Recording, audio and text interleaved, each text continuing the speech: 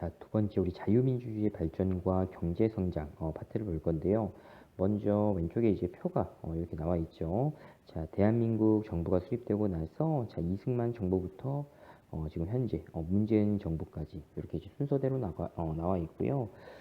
그다음에 이제 오른쪽에 이제 공화국이라는 표현이 있는데 이 공화국을 지금 이제 나누는 어떤 이제 기준이 되는 거는 어떤 이제 통치 체제가 이제 크게 이제 변화를 하거나 아니면은 이제 대통령을 선출하는 어떤 방법이라든지 어떤 임기 뭐 이런 게 이제 좀 복합적으로 이제 변했을 때 요거 이 공화국을 이렇게 이제 나누거든요. 요거는 여러분들 참고로 이제 한번 보고요. 오른쪽에도 이제 지금 여기 보면은 한국 정당 당명 변천사라고 나와 있어요. 요것도 여러분들 이제 교과서 보다가 가끔가다 이제 정당 어떤 그 명칭이 나오거든요. 그 명칭이 어디에 이제 속하는지 그렇게 이제 여러분들 혹시 궁금한 친구들은 요 표 보고 확인을 하고요.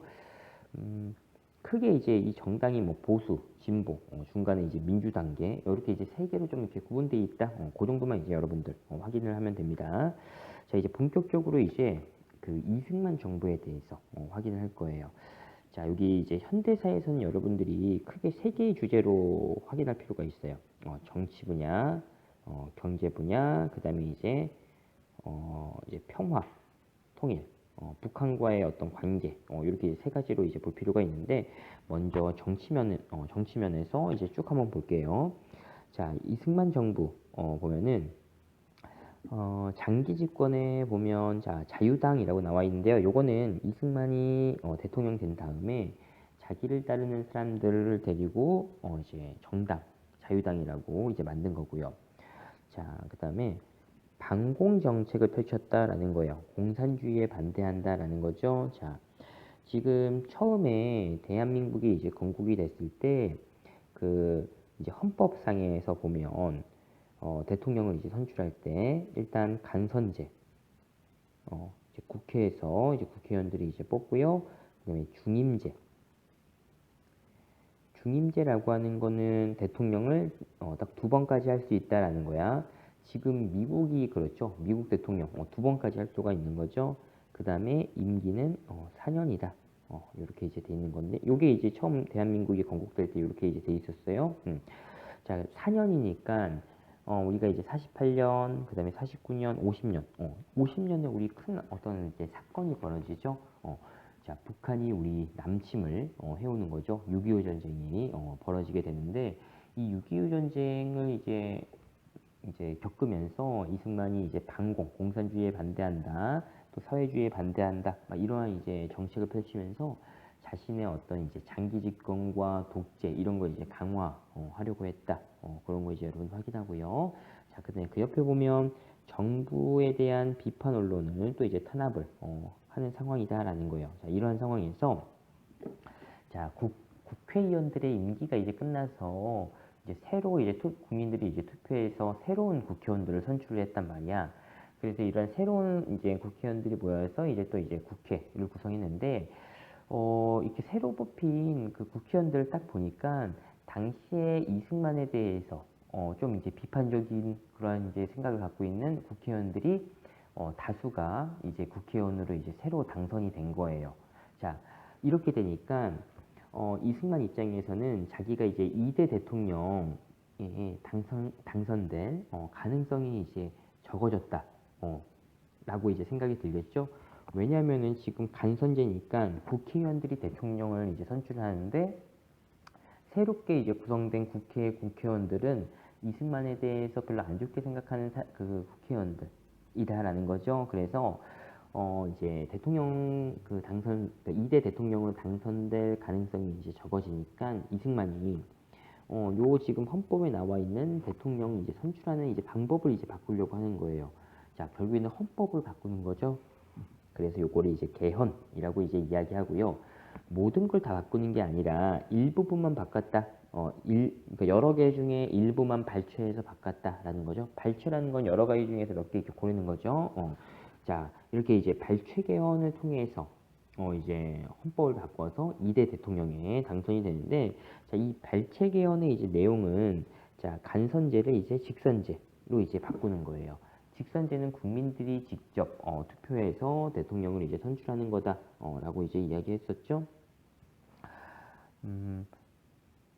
그러니까 당시에 이제 이승만 같은 경우에는 어떤 그러니까 국민들이 볼 때는 이 이승만에 대한 어떤 이미지로만 이승만을 판단할 수밖에 없는 거예요. 그래서 언론 보도나 그다음에 언론은 이미 지금 이제 이승만이 통제를 하고 있는 거고요.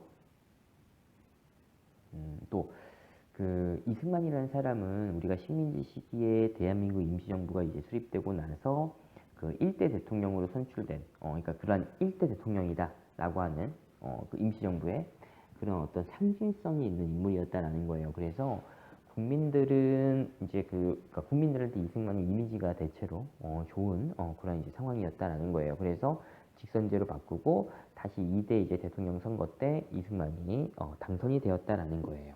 자, 이렇게 이제 확인하고요. 자, 넘어가서 자, 이제 2대 대통령도 이제 다 끝나가요. 그러면 우리가 이제 헌법상 아까 다시 한번 이제 써볼게요. 지금 현재 이제 우리 처음에 이제 대한민국이 건국이 됐을 때 간선제, 그다음에 중임제, 4년 이렇게 있는데 지금 이제 간선제는 이제 발췌개헌에서 이제 직선제로 지금 이제 이승만이 바꾼 상태고요. 자, 중임제니까 두 번까지 이제 그 대통령을 할 수가 있다라고 이제 이야기했었죠. 근데 그래서 이승만 이제 2대 대통령 임기가 이제 거의 끝나가는 상황이다라는 거예요. 그러면 자연스럽게 이승만이 이제 은퇴하고 정치계에서 대통령직에서 물러나면 이제 되는 거죠.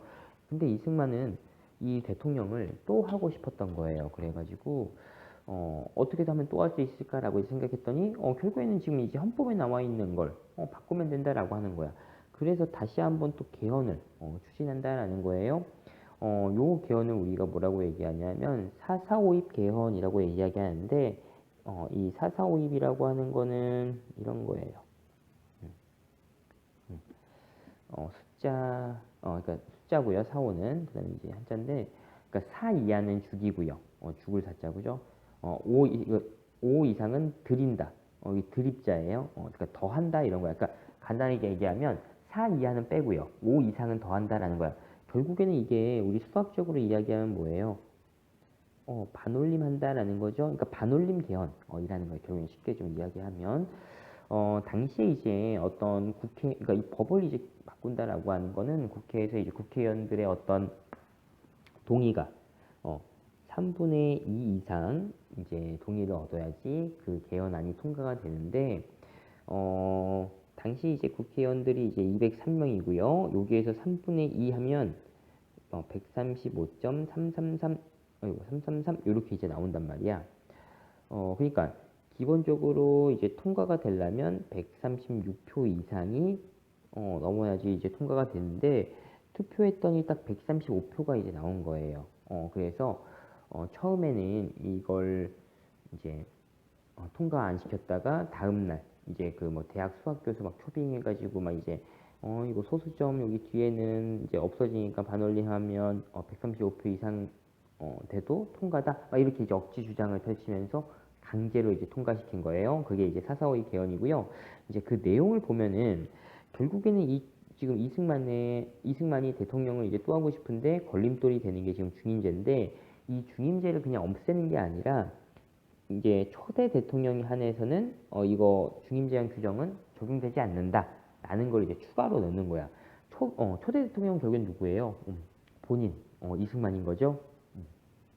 그러니까 본인은 자기가 하고 싶고 당선이 되면 죽을 때까지 이제 대통령을 할 수 있는 거야.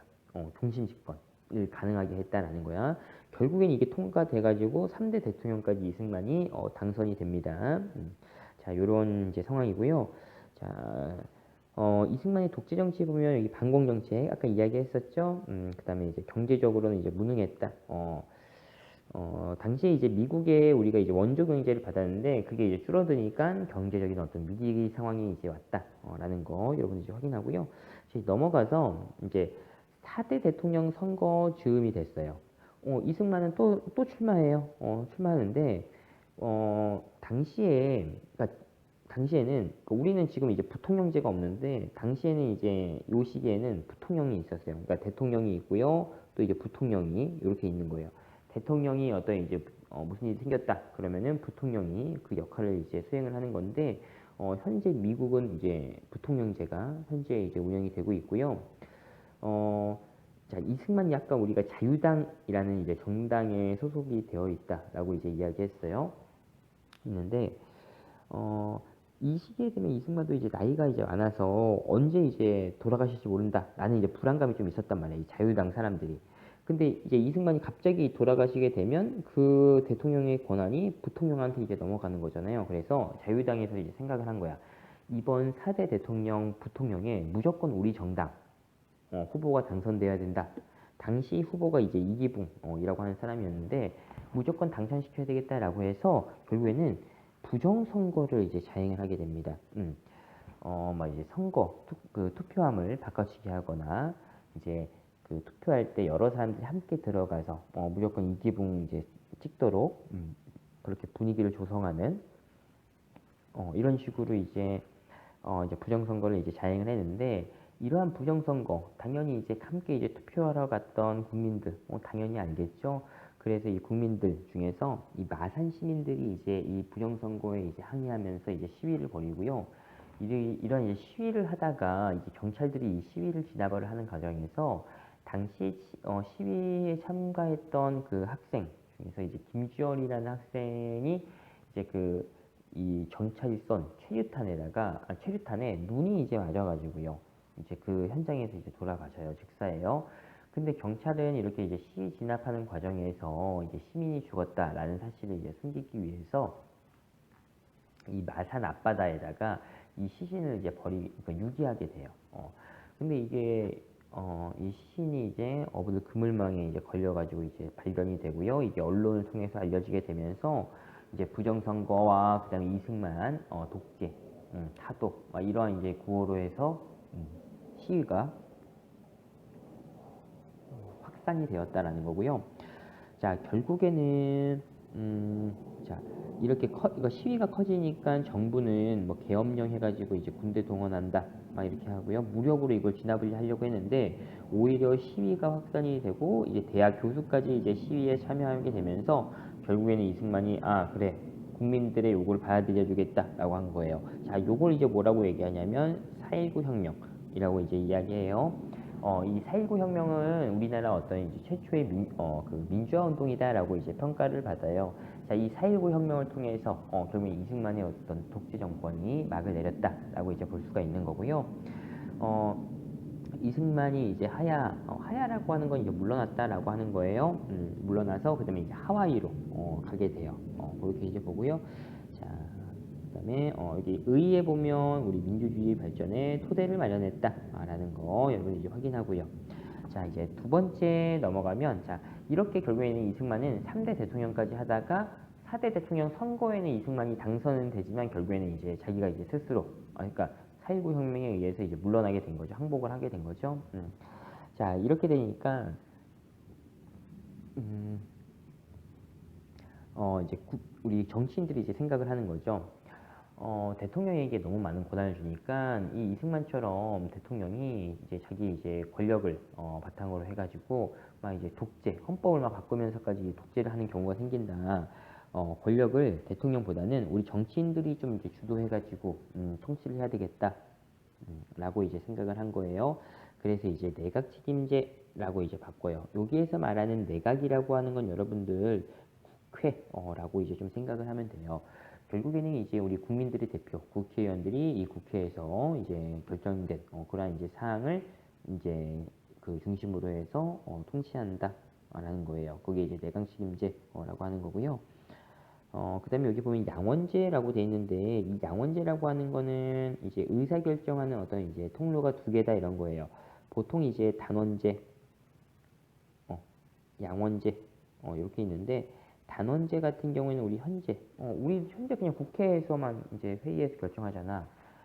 양원제 같은 경우에는 보통 이제 두 개로 나눠져 있어요. 뭐 상원, 하원, 미국처럼 이제 그래서 상원 의원, 하원 의원 이렇게 구분이 돼 있어가지고 이제 상원 의원들, 하원 의원들 따로따로 뭐 의사결정하고 함께 또 결정하고 이렇게 두 개로 의사결정하는 그 통로가 정치 의사결정하는 통로가 이렇게 구분이 되어 있는 걸 우리가 양원제라고 하고 그러니까 우리 대한민국에서는 양원제는 요때밖에 없어요. 그냥 참고로 이제 확인하면 되고요. 자, 그다음에 자, 국회를 중심으로 돌아가니까 국회의원들의 대표, 국무총리가 이제 중심으로 해서 이제 내각을 구성하게 되는데 당시 이제 국무총리로 당선됐던 사람이 장면이라는 사람이고요. 이 장면이라고 하는 사람은 이제 그 이승만이 3대 대통령 할 때 여기 장면 여기 있죠?